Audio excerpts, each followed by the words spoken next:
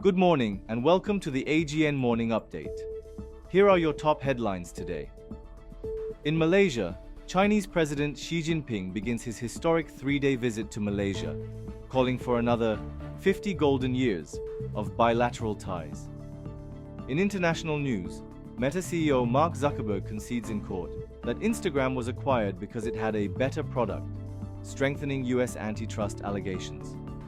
Across Asia, South Korea announces a $4.9 billion investment in its semiconductor industry to counter potential US tariffs. And in Alps Global Holding Berhad news, Alps has signed a major MOU with PT Biotis Pharmaceuticals Indonesia to advance Malaysia's biotechnology sector. Let's go to Xi for more details. Thanks, Onat. Starting in Malaysia, Chinese President Xi Jinping has arrived in Kuala Lumpur for his first visit in 12 years. Marking a half-century of diplomatic relations, Xi expressed hopes to begin another 50 golden years with Malaysia. He emphasized mutual respect, trust, and cooperation, and is expected to meet King Sultan Ibrahim and Prime Minister Anwar Ibrahim to deepen political and economic ties.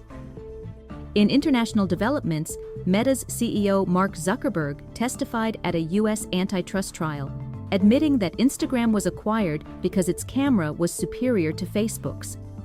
This statement strengthens the Federal Trade Commission's case, which alleges Meta used a buy or bury strategy to eliminate competition. The FTC is seeking to reverse Meta's acquisitions of Instagram and WhatsApp. Turning to Asia, the South Korean government unveiled a US $4.9 billion boost for its semiconductor industry. The move comes as a response to President Trump's tariff threats, which have already rattled Korean chip makers like Samsung and SK Hynix. The government aims to support the sector with infrastructure funding and talent development through 2026.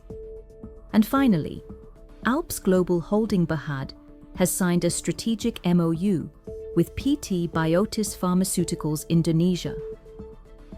This partnership will accelerate Malaysia's biotech innovation through commercialization of vaccines, stem cell therapies, and biosimilars, aligned with $1.5 billion in investments unveiled at the National Bioeconomy Showcase 2024. Back to you, Onat. Thank you, Xi. As Malaysia strengthens ties with China and prepares for biotech expansion through Alps, global shifts in tech and trade continue to unfold. Stay tuned and follow AGN for more updates throughout the day.